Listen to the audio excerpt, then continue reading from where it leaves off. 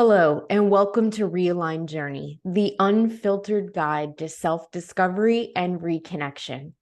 I'm Sierra Sambrowski, your host, and together we'll deep dive the topics that have caused us to lose touch with our inner selves and explore the ways to reconnect to our authentic being by discussing with guests the paths they've taken and what they've learned. This week, I have with me Perrin White. Perrin is a speech language pathologist, certified oral facial myologist, registered yoga teacher, and breath coach.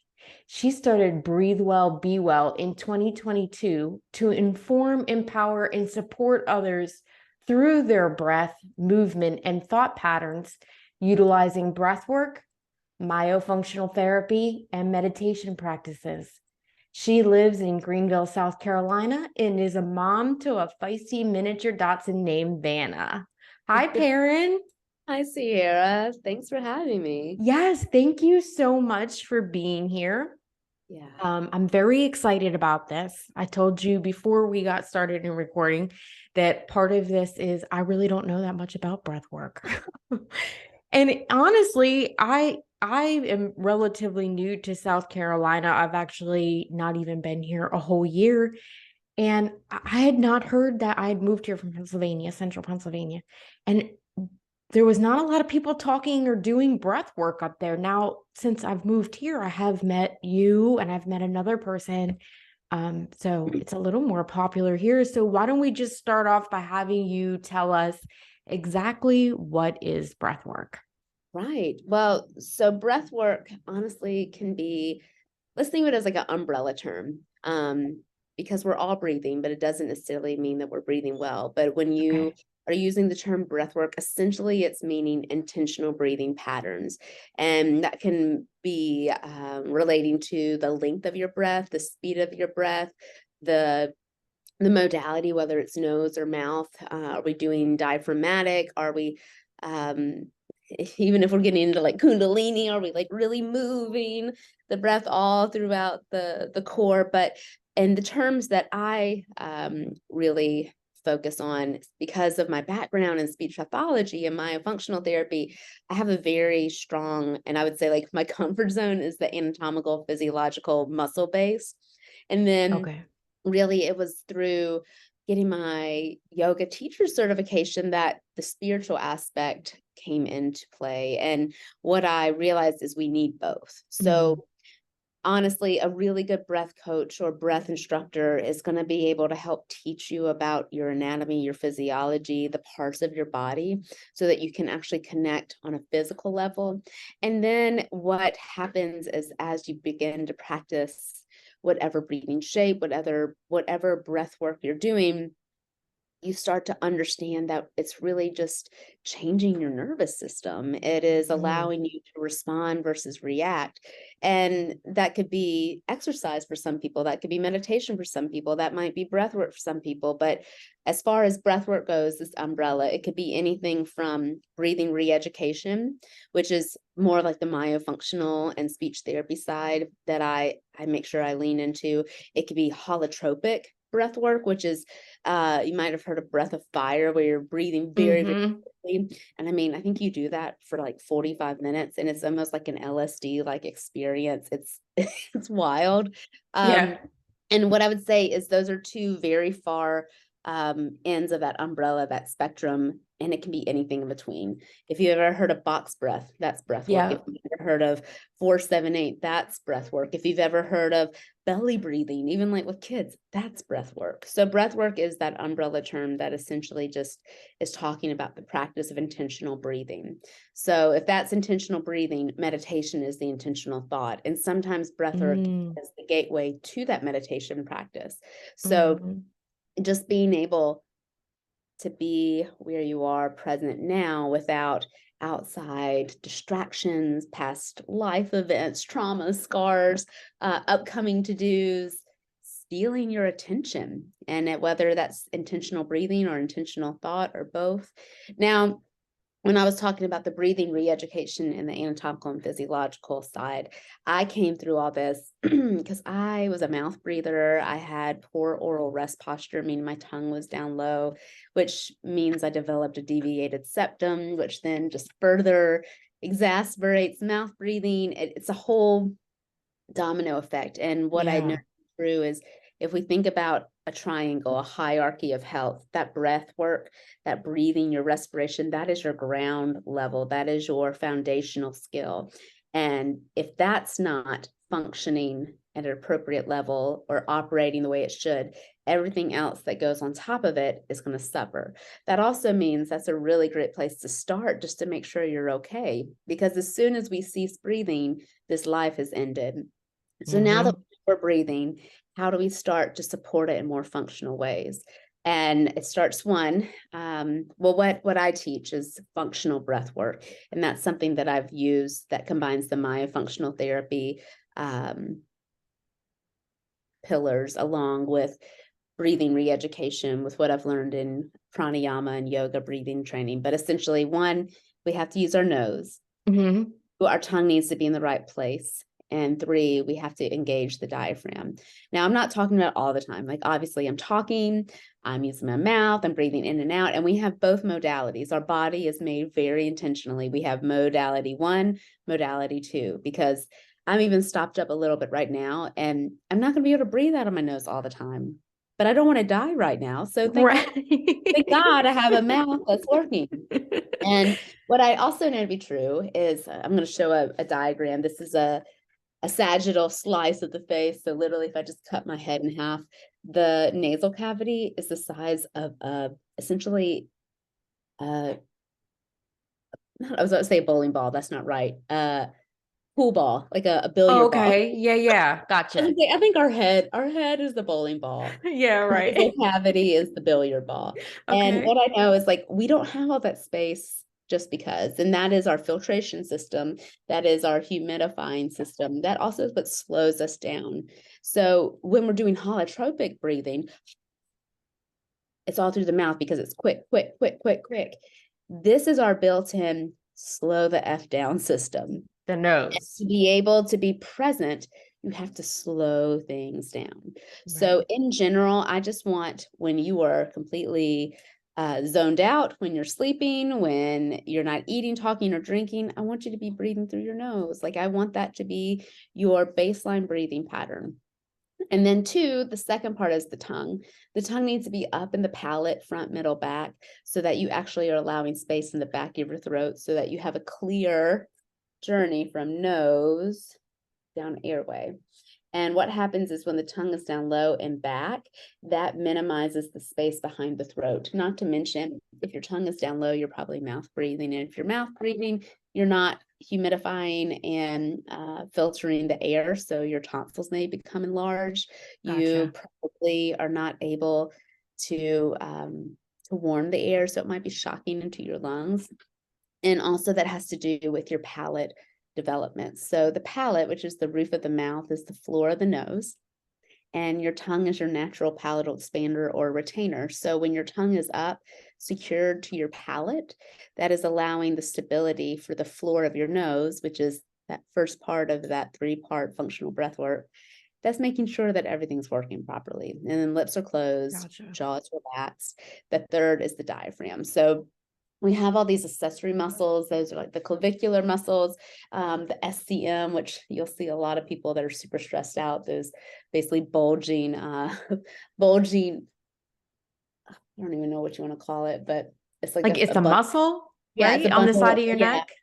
And don't ask me what the SCM stands for. I can't pronounce it right now. Look it up. But it's on the side of your neck, and you can make them flex. But essentially, if all of those are being engaged, we're not using our diaphragm. So the diaphragm is allowing us to fully inflate our lungs, because as we breathe in, our diaphragm contracts, pushing down, allowing our belly to rise, our lungs to fill, our ribs to expand. And then as we breathe out, our diaphragm then pushes back up and allows that stale air to be removed from the lungs. And we really want to make sure we're not breathing vertically. We want to be breathing horizontally. So if you're trying to raise your shoulders, you're not using your diaphragm, you're activating more of those accessory muscles. But if we're able to actually get down to the belly, allow our ribs to laterally expand, as well as maybe even some of the back muscles, that's when we're really actually activating a full breath. And what I know to be true is when we take those full, slow breaths, we're allowing our nervous system to either stay or transition into the parasympathetic. So the two main modalities of our nervous system are parasympathetic, our rest and digest, our sympathetic, our fight or flight. Now, when we're holotropic, that very quick breathing, if we're in danger, if we're being triggered from a past wound or a past trauma, we very much are probably going to be in sympathetic state. And that also is related to your breaths per minute. So whatever rate that you're breathing, the higher up, normally you are more closely associated with your sympathetic state. If you are dropping down that breath per minute, you are slowing down your breath, you're deepening it, you're probably going to be closer to your parasympathetic. So I don't want obstruction, but I want intentional resistance. And you get that when you activate your diaphragm, you get that by using your nose, you get that by intentionally slowing down. And there's, I believe it's either a Chinese or a Tao saying, it's like in the running water, you cannot see, but in the stillness, your reflection is clear. And that's what breathing does. So breathing is either going to allow you to pause, respond versus react, or it's going to be that rushing water, so fast moving, not even able to take a moment or a breath to think, what do I even want to say? How do I even feel about this? Is this where I want to be? Am I safe? Do I feel heard, seen, cared for? What do I need in this moment? And that's what breath work truly, when I talk about intentional breathing, it's intentionally showing up for your life in a way that you're able to have an internal check on yourself, not from the outside in, but from the inside out. And that's something that I try to infuse into every client that I work with. Yeah, that is a lot of really good information. Okay, now I'm gonna drink some of my latte. Excellent. No, this is great. And it's interesting because you started about saying one of the functions of breath work, and we'll go into a couple different ones, but is to help you to be able to be in this place of response rather than reaction. And I don't know why I go into like these themes of things that I'm obsessed about learning about, right? And like feel like I just have to share with everyone. I'm just like every conversation I find a way to work it in. So that's the one for me right now. It's about emotional regulation, being able to regulate our emotions. And, so, and to be able to be in a place of intentional response rather than emotional reaction. So, I mean, you did just mention a minute ago about this. Are there other kind of specific ways, particularly, and then I want to go into kind of the spiritual stuff, but are there other ways, or is there a specific exercise that you know of that has been really influential with your clients, people you've worked with, that helps breath work and emotional regulation? So it sounds like you're getting into some more of the somatic aspects of it. Also, I love themes. I love analogies. I love thinking about the life as reoccurring patterns. And either you learn it the first time or life just keeps giving it to you, more opportunities to actually figure it out. And I would say I feel so passionate about what I do because I need these tools too. And I can tell you specifically my go-to whenever I am in fight or flight, or like I can't even just like keep myself together, is 4, 7, 8. And that's inhaling for 4, holding for 7, slow exhale for 8. I use those. I used it today, actually, earlier. I saw my therapist before this, and who doesn't love a good therapy session? Oh, and actually here here's Vanna. This is my dog. Vanna. Actually, Vanna is my best breathwork practice. We talk about co-regulation. So if I'm erratic, I guarantee you my dog is going to be erratic too. But if I can calm my breath, that usually is pretty reflective also in my dog, unless I mention FOOD. So, Yeah. but then going back to the 4-7-8, essentially you're just giving your body, your nervous system, a moment to breathe. What I also think is just whatever your thought belief is on how we were created, made, all I know is we are filled with intention.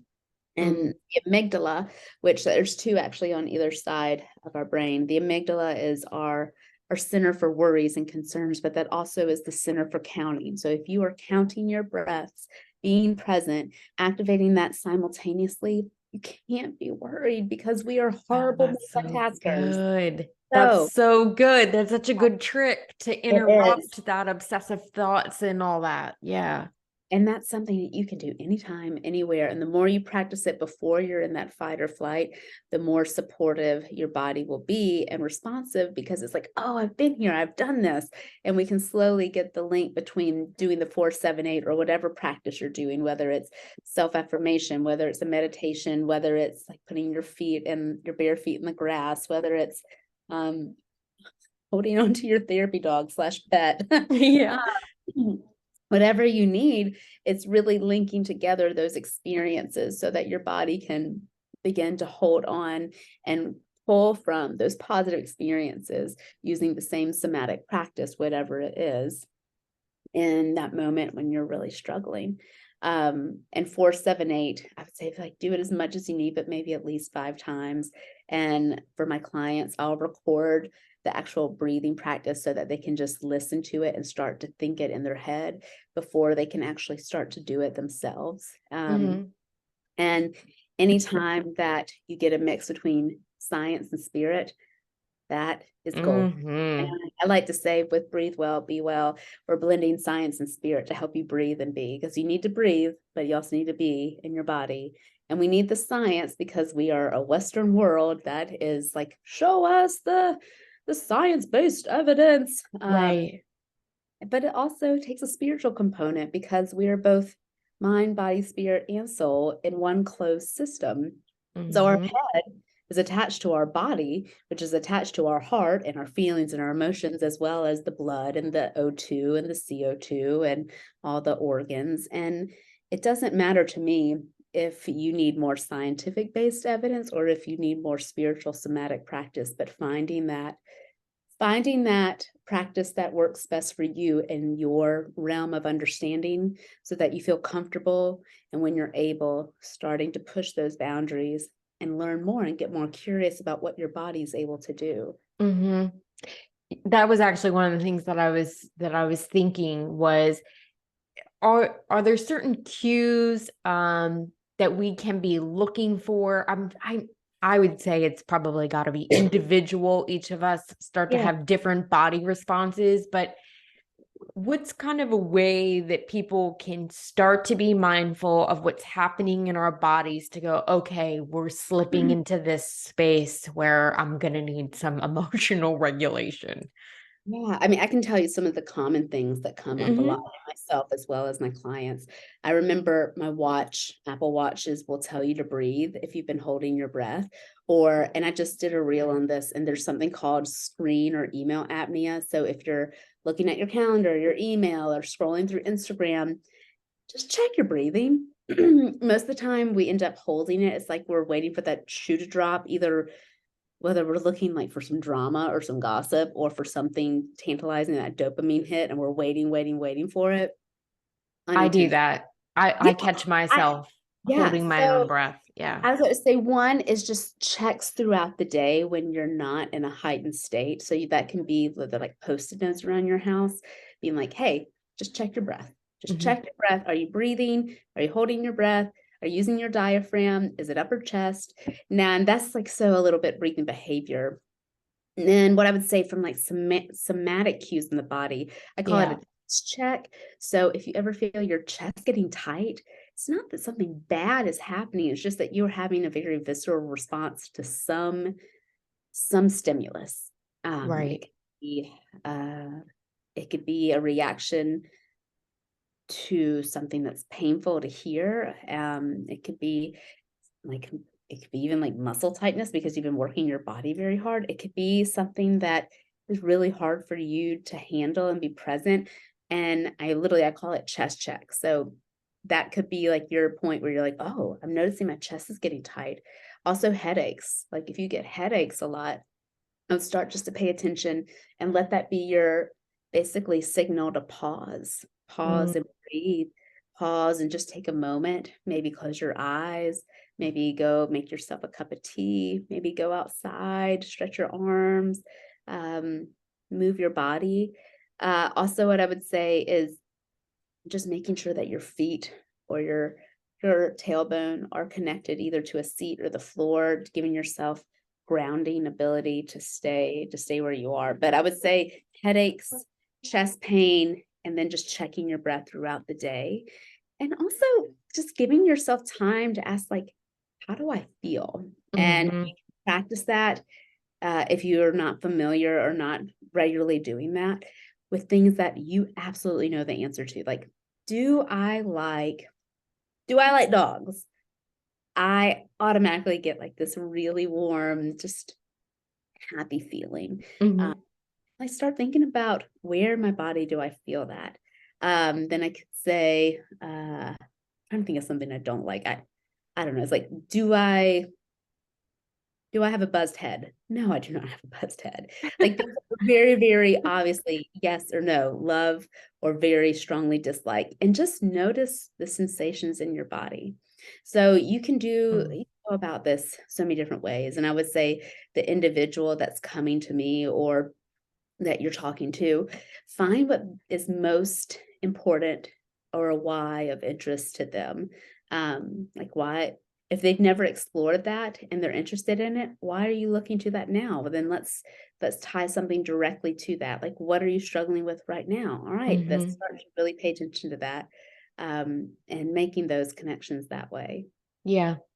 I know when I work with people, one of the things is sometimes we become so disconnected from our emotions that we don't even know what it is that we're feeling right now. I tend to, in particular, work with people around grief. And, it's always this thing about grief can come from all these different things. It's not just because, someone we love or our pet that we loved has died.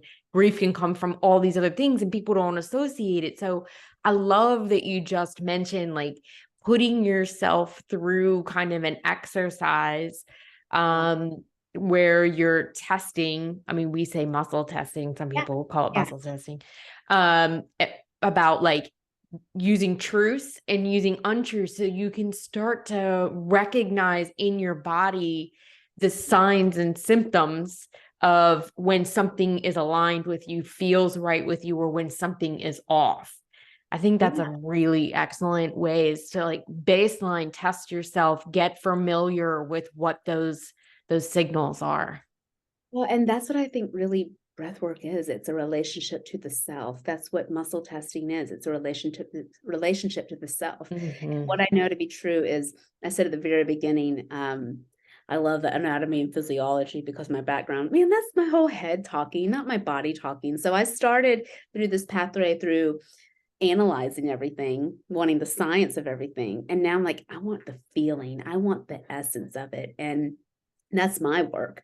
Like, I feel very comfortable talking about scientific studies. And oh gosh, if you met me like a year ago, even now, I'm like, let me just throw out all the certifications that I have. Well, yeah, I'm doing that because I'm like feeding the ego in the head, but I'm not feeling the internal knowing. And that's my work. And honestly, a Yeah. lot of us have that too, where we are so caught up here and we're having a hard time coming back down.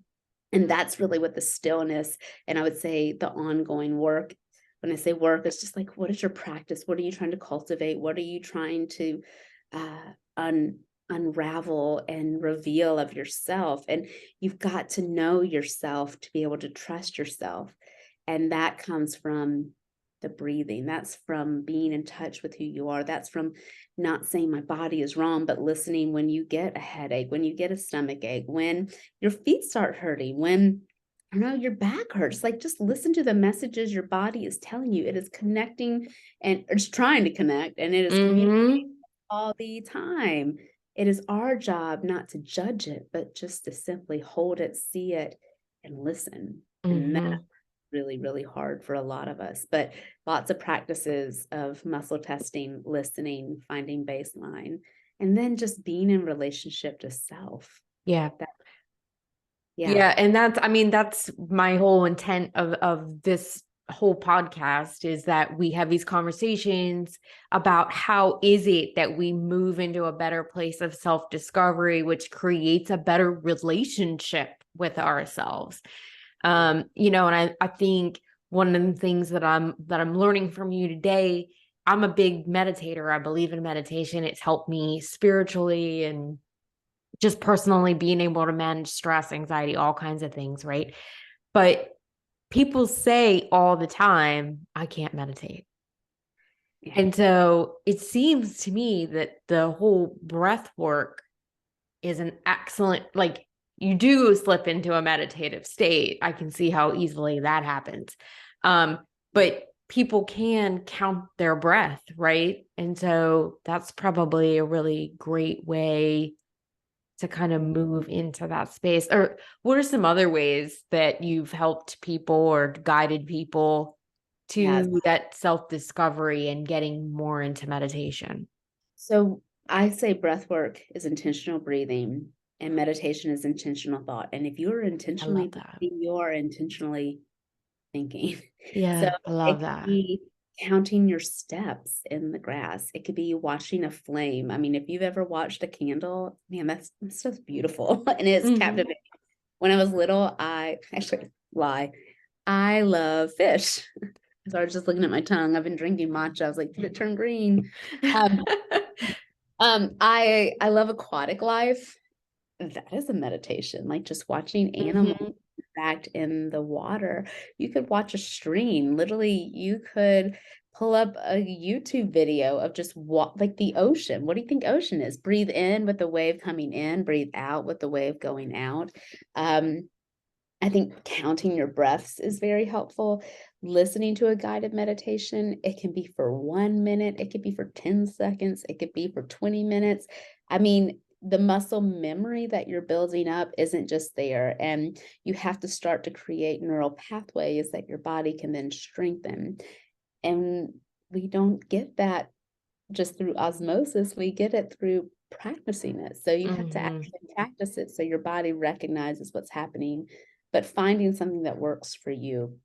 And there's all sorts of meditations. There's mantra, there's guided, there's loving kindness, there's affirmations. I mean, it's really whatever just allows you to be still. And if you think of it kind of like an inbox, like, can you just close your inbox? You don't have to respond to every single email that's coming. And just because it's entering doesn't mean that you have to open it. So it's present and see those things coming in and say, like, not now. I need them. And that can come in all shapes, sorts of feelings. But I would say just start with noticing the breath in, noticing the breath out. Then maybe you explore watching a candle, a lighted candle. Maybe you start to find water and you watch that movement. Maybe you find an affirmation that feels good and you just recite it to yourself 3 times. Anything that also involves touch and with like the sensation of thinking it. So if you can get the mindfulness along with some kind of like tactile or some kind of somatic, I love like tapping your fingers together for mantras. And the one that I give everyone is actually, yeah, we'll do it right now. So if you take your fingers and put them together, you've got 5 fingers. And if you think about your inhale going for 5 seconds and tapping them one at a time, and then your exhale going from pinky to thumb for 5 seconds. One, that's going to give us a 10-second breath, which is going to slow you way down. 2, I like to pair the tapping with each second. So that kind of is almost like a metronome that gives us a pace. And then I add the mantra, inhale, I am here right now. Exhale, I have all I need. So that we know that we're safe and we're calm and we're okay and we're present. You can do that whenever you want. I am here right now. Breathe out. I have all I need. And I use that every day. So what I love about what I do is I'm creating the tools that I've needed, and then I get to share them, or I'm learning more about the practices that have helped me, and then I get to share them. And it's all about how do we inform, empower, and support ourselves as well as everyone else. Yeah, that's great. I'm in love with that already. Oh, That was a great thing to share for everyone. I hope everybody else yeah. appreciates that. It really is incorporating the breath work as well as meditation and positive, loving thoughts for ourselves. I know too, we talked about in your introduction about how you also use movement as a way to be able to help people to become more connected to themselves. And certainly just the tapping of the fingers is a kind of movement too. But I like that you brought up walking and counting your steps. What are some other ways that people can use that as a way to kind of get into that space? Because I always say meditation, but it's really about connecting to yourself and connecting to spirit. And I tell my clients, like, I personally believe that our souls and our higher selves are a drop of the bigger ocean that is God, universe, spirit. So when we connect to ourselves, we are deepening, connecting, building relationship with our higher power, whatever we call it. So what I love is like when you're working on your breath seated, it's kind of like a baby working on their tummy time. Like a baby just doesn't start walking. We don't start breathing in connection with our movements right away.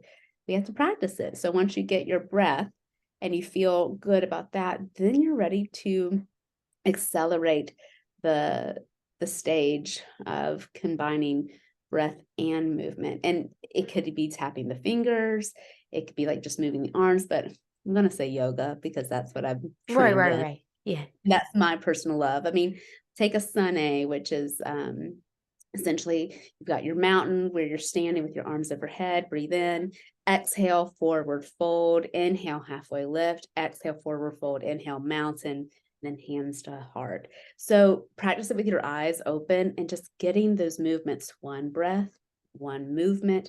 And maybe you close your eyes to just visualize those parts of your body moving. And I remember reading about a study that was done where they took an individual and they were able to scan their brain, and they had him they had the participant kicking a soccer ball. So they found the parts of the brain that were lit up by physically kicking the ball. And then they found that they had him just thinking about kicking the ball, and the same parts of the brain were lit up. So the body can create these incredible experiences. Sometimes you need the intensity of the body actually moving to create it. And then once you feel more honed in, you can just think about your body. So maybe you do it with your eyes open. Maybe you do it with your eyes closed. I know, like, if I've ever been hurt or just exhausted and not able to fully participate in a yoga class, I close my eyes, I listen to the cues, and I visualize my body going through these movements. So you can physically do it. You can visualize your body doing it. You can just talk about it, but all of those are going to give you benefits. I would just say intentional breathing, intentional living. So that can be the way that you breathe is the way that you live. And whether you're sitting or whether you're able to move, how do you start to make your breath more intentional with it? And then as far as like the functional breath work that I was talking about, we can do it for athletic performance. So like starting to improve your breathing rate and your breathing pattern during running, making sure you're able to breathe through your nose the whole time while you're running, making sure that you're pairing your inhales and exhales correctly when you're like lifting weights, depending on whatever activity you're doing, making sure you have functional breathing patterns. So you're not breathing erratically or holding your breath. You're not running out of gas. It can go both sides of that big umbrella. Yeah, plus I would think, if I remember my days of personal training correctly, the proper breath also helps for that lactic acid to move out of your muscles. Yeah. So you want to talk about being able to recover more quickly, have longer endurance, less pain associated with it. Um, Being really mindful of your breath work, even from a most athletic standpoint, not from the emotional, mental side of it. Yeah. I mean, the breath is not one-sided. The breath is science, it is spirit, it is anatomy, it is physiology, it is a reflection of how you're doing internally. It is how you get to that calm place, from the scary, from the erratic. And then when you're talking about the lactic acid, it just HRV, your heart rate variability. That's how you start to bring up your heart rate variability. You want to be able to have a lot of variability, meaning when things are intense, you have probably your heart rate going up. When things are less intense, your heart rate goes down, and you just don't want to get stuck up high. You don't want to get stuck down low. That also has to do with your nervous system. You don't want to be too high or too sustained in sympathetic state, just like we don't need to be sustained or stuck in parasympathetic either. So let's say we're about to run a race, or let's say we're about to have a really intentional big conversation or a presentation or an interview or a podcast. You need to start to you need to be able to raise your heart rate, but you also need to be able to pull it back down. And that is also connected to your breath. Yeah. That's awesome. So awesome. Let's move into a little bit about the ability to be able to create spiritual connection. I mean, I just got done saying that I believe that connecting to ourselves is the same thing as connecting to spirit, which I do. But I also know, like, you mentioned like Kundalini breath, there's tantric breath, prana breath. Those things are more commonly associated with being able to reach a higher level of consciousness that connects us to spirit. So can you just touch on that a little bit for us? Yeah. So I would say I'm actively still working on that personally. Yeah. Yeah. We don't teach things that aren't important to us. And that's something that I'm constantly working on. I'm not a Kundalini instructor. I'm not a Tantra instructor. I would say I very much am on like the breathing re-education. So I know that I'm still working on this too. And Yeah. as someone that spends a lot of time in their head, um, I know that I feel most connected to my higher power, my higher being when I'm in my body, because that's where I have a hard time being. But I definitely, for thinking about like the chakras, so going all the way from the base of our tailbone all the way up to the crown of our head, those 7 different chakras, that very top one being your crown, and even like our third eye, which is right below that. I would just say they're hard. They're hard for me, and they're hard for a lot of people. I honestly, that's where I'd love to hear more about your thoughts on that, because what I Yeah. love is I'm confident enough to say, like, I don't know a lot about that. I would love Yeah. to know more.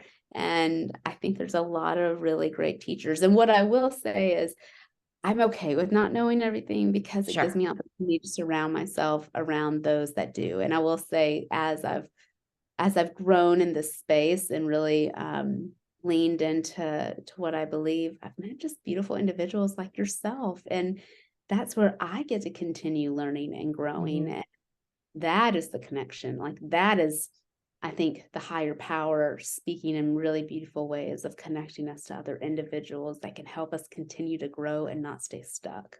Yeah. Yeah. That's that's really what it's about. And I brought up the stuff about the tantra and the kundalini. I don't really know shit about it. I'm not gonna lie to you. Like Hey, people were like, I you thought talk to, you can do all this. Like I can tap into spirit and intuitive energy on the spot, like yeah. instantly. I don't need any preparation. But I used to, when I first started and was doing my own practice, it was very much about the breathing. That was 100% the way that I started.